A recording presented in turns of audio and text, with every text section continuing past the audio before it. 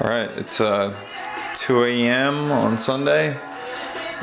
Drank plenty of beers and getting ready to wrap it up for the night. I haven't been out here long, but I had the crank out and started to measure the bores with the mains torqued down, or the main bearings. And you know, I did the bores, but I haven't done the crank journals yet. And I thought, I got these piece of crap headstands that I've had for a while.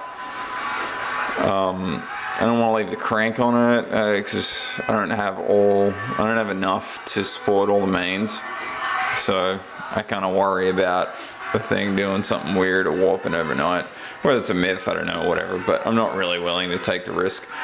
So I dropped the crank back in. I was going to tighten it down to keep there overnight so I can start it tomorrow. And I thought, well, even though I'm measuring the main bearings anyway, I thought it'd be worth doing plastic. I had some plastigage floating around, so I thought, you know, I should do that.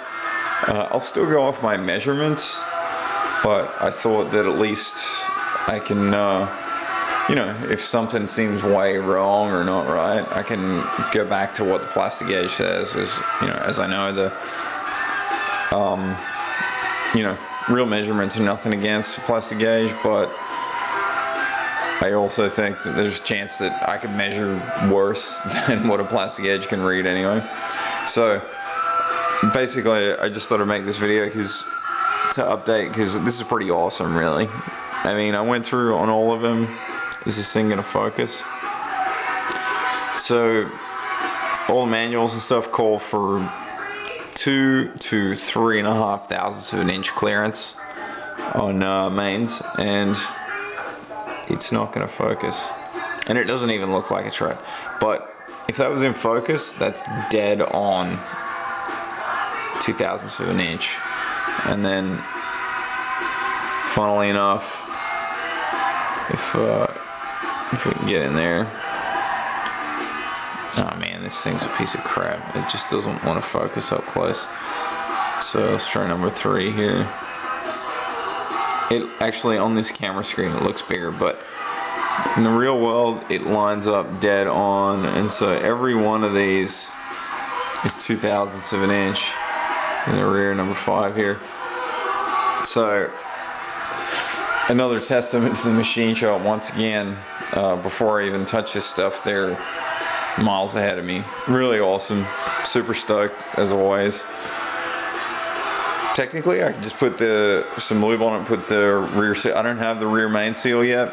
I ordered that from Butler on Friday, so that'll be here. I got one of those newer style ones instead of the crappy factory rope seal. Everyone seems to rave about that.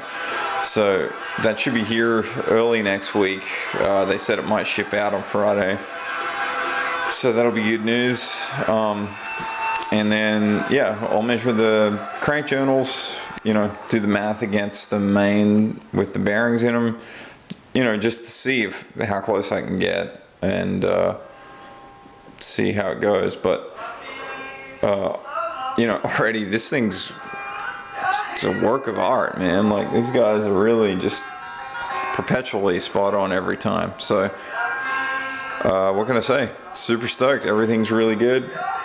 I'm gonna put the mains back on it again, tighten it down, bag it up, and then pull it down tomorrow and actually measure the crank journals and write that down, and then wait for the rear main to get here, and then I can turn it over and start doing the rods.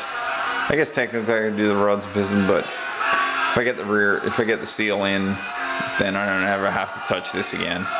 But at any rate, I just thought I'd show this being dead on before I'm even starting on measuring this thing. And I have no doubt I could just use it as is and be fine, but why not? That's the point of measuring all this crap, is for the fun and drinking the beer. All right, cheers guys.